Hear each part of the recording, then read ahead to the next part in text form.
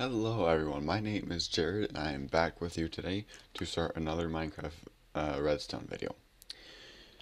You may be wondering what this is. So red, orange, yellow, green, blue, purple, black, white, gold, or diamond.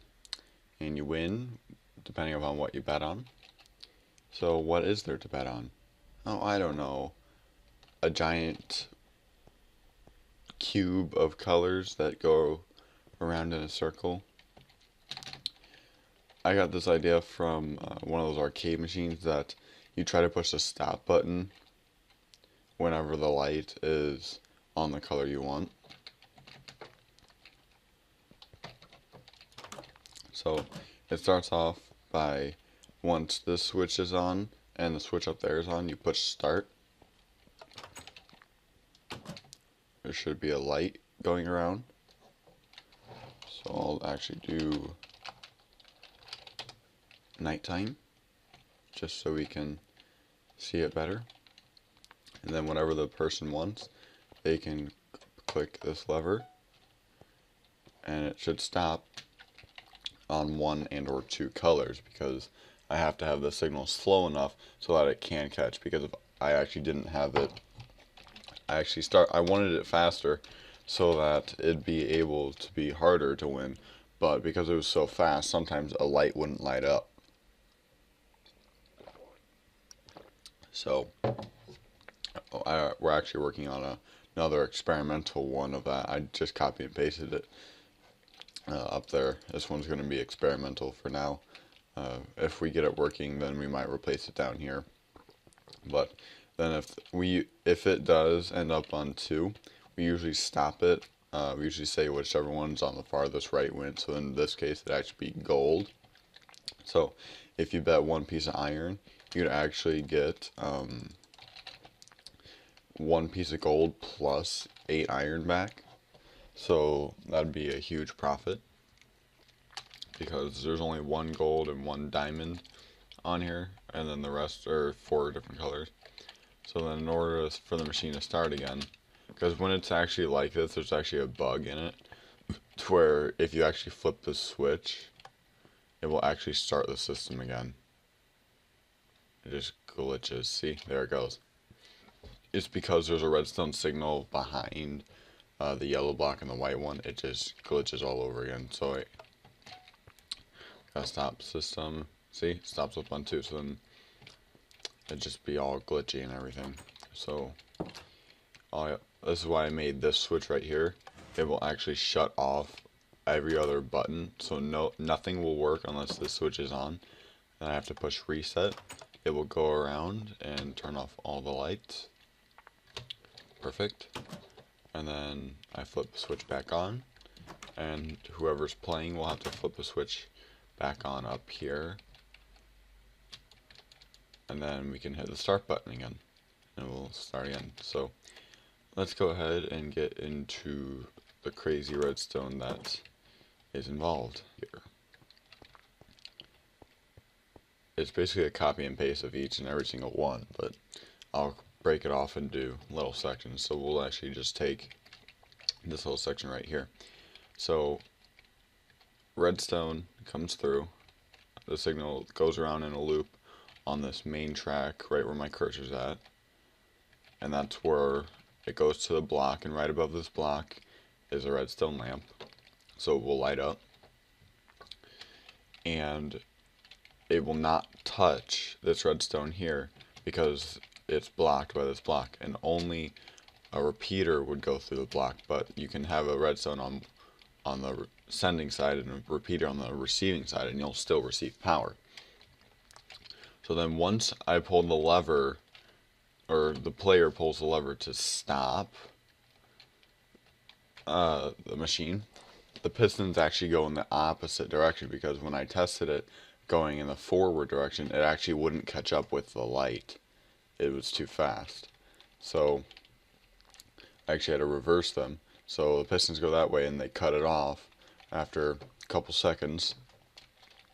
And so that means the signal will actually, instead of it going through, it will actually go down into this little switch thing right here, which I will actually quickly build to show you how that actually works.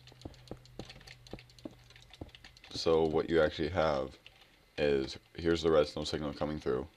You have your redstone torch here. And because you have a piece of redstone here, it goes in every block direction. So you can put another torch here, and that torch actually stays off.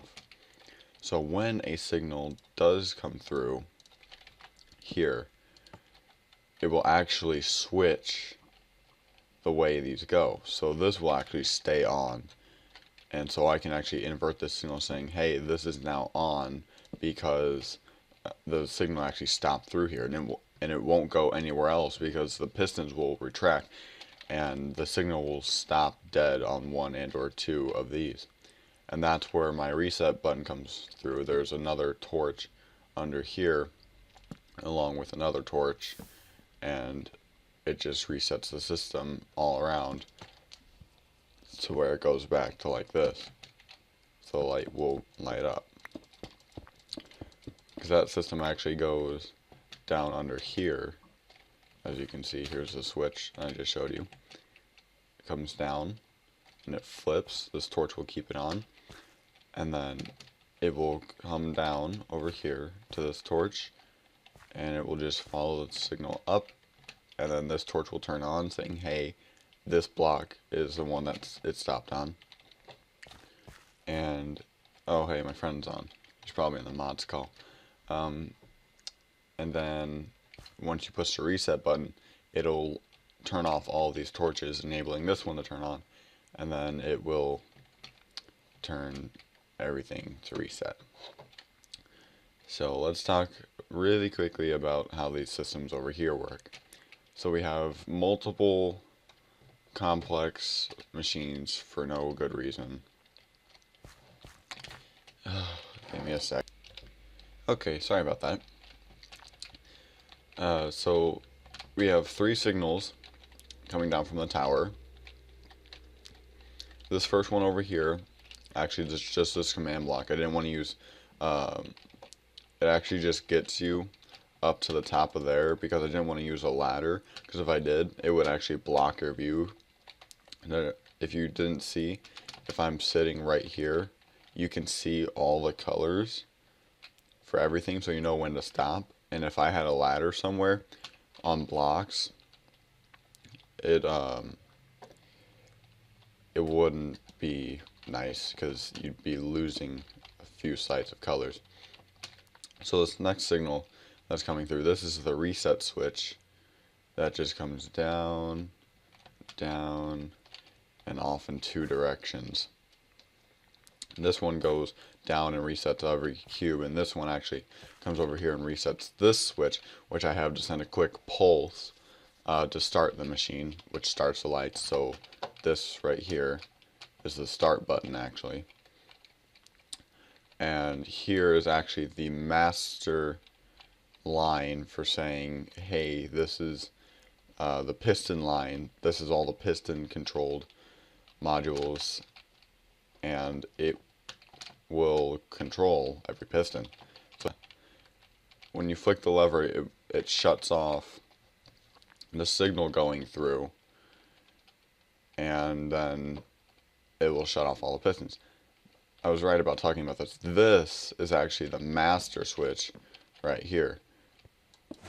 Oops. Pistons going around extending. Probably should have shown you that. But this switch will actually take the piston, pull it backwards, and no signal will come through. None at all. And also, when that signal's off, it will actually shut this piston off too, saying, hey, no start signal for you. So nothing will work without this piston being extended. But other than that, that is really the whole gist of the machine. And I hope you enjoyed this video. It's one of my biggest projects. It actually took 3 or 4 frustrating hours to figure out a mechanism to work. So I hope you enjoyed the video. Please leave me a rate, comment, and subscribe, and I hope to see you in the next one. Have a nice day.